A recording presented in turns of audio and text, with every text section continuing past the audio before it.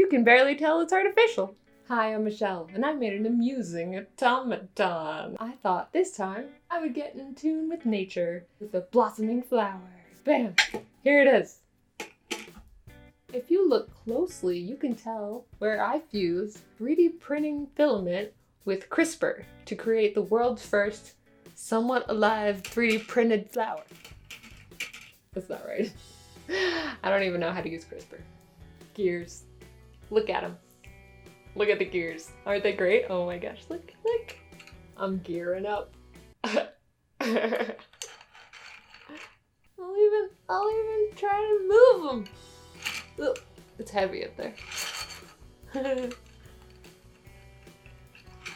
It took me a while to research those gears. I was looking in that big old book I have, and I was reading up on involute splines, and those threw me for a loop, so I figured I could just go online and find some sort of like program that would spit out an STL file. I found some, but then I had to pay for them, so I didn't do them. Then I had the great idea to search for gear in Fusion 360, and wouldn't you know, they already have something in there. You can make your own gears. It's a tool. It's sort of like an add-on, but it was already attached to mine. Found it. And that's what these are from. They're pretty cool. Dang. If only I had looked that up sooner. Oh well. Found it, finally, at last, after many days of failed searching. It works now. But why couldn't the scientist plant any flowers? It's because he hadn't bought any.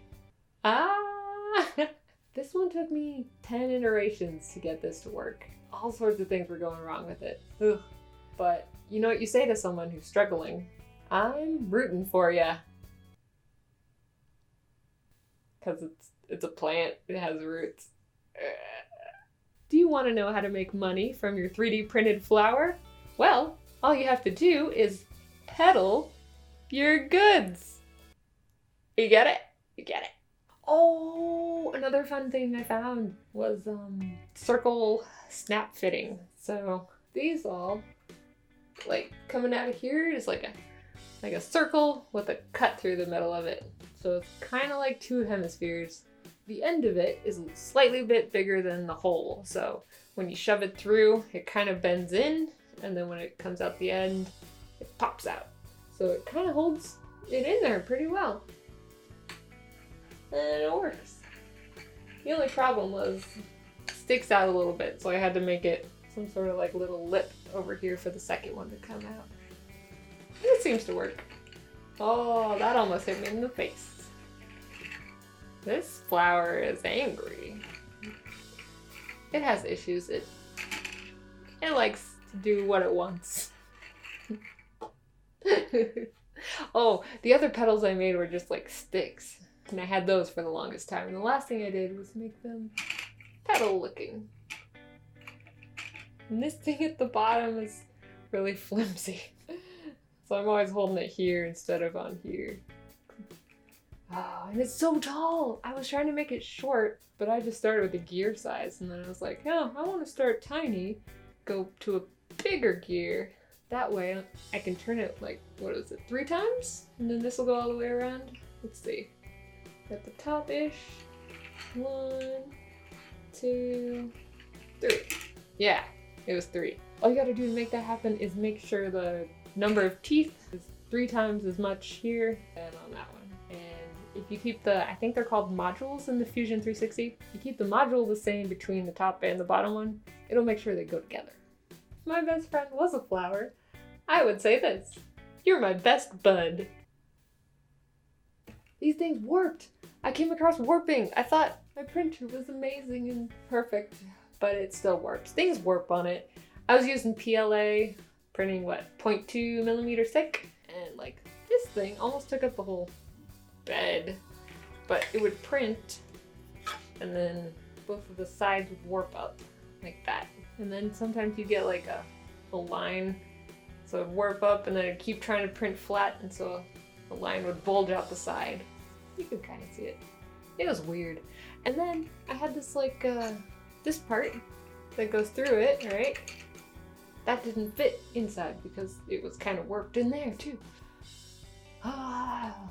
So I tried a few things.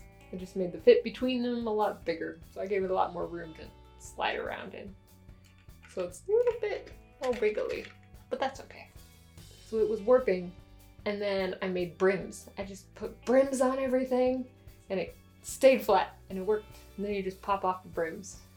That's, so you print something, and then it's like a big thick skirt around it. It gives it more surface area to the bed, so hopefully it'll hold itself down better instead of warping up. Oh, what else happened? I ran out of filament, and that's why these top petals are a different color. So I changed my filament for the first time. I kind of didn't figure it out, but I printed enough so something came out. I don't know what I'm doing. I tried the automatic thing and it didn't actually pull it in, so I'm not sure how that's supposed to work. I've got a Prusa i3MK3S. Something's wrong. I don't know, I'm afraid to do the next color. But I'll figure it out. This thing kept getting longer and longer. Yeah, look how huge it is. It's like my arm length. I wonder if I can make 2 of these and be like, I'm an arm flower. You'd be like opening and closing your petals to people. I don't know. That sounds weird. It's a new superpower, okay?